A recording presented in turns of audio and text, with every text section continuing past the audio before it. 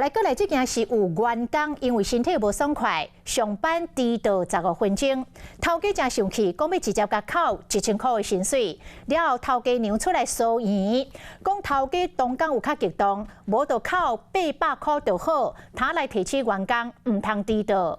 但是安尼讲法，当事人无法度接受，转向劳工局来检举。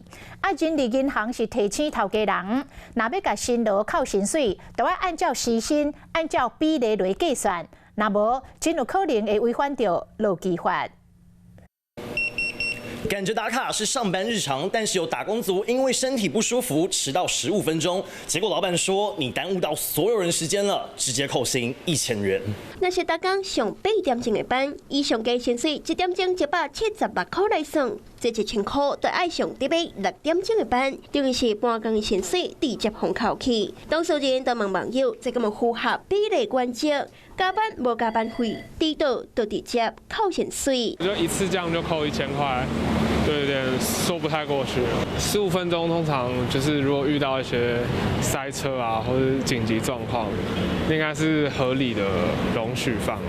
就大概是1天的薪水了嘛。对啊。对啊，相当于他因为15分钟，然后那一天就做白工，有点不公平。其实我本身自己是雇主啦，我会觉得可以提早讲的话，我们会比较好安排工作这样。后来头家娘个打电话来解释，头家伤过激动，参详了后拍8折扣800就好。这是对高户公司信任的保障，就是爱员工卖迟到。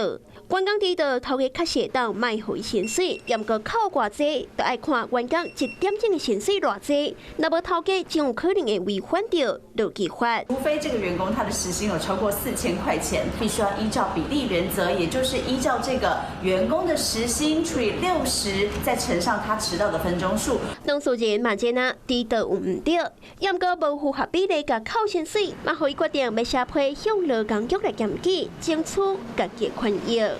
Hello， 我是林仙怡。想要抢先掌握最及时的新闻资讯吗？赶快订阅、按赞、开启小铃铛，锁定华视新闻 YouTube 频道。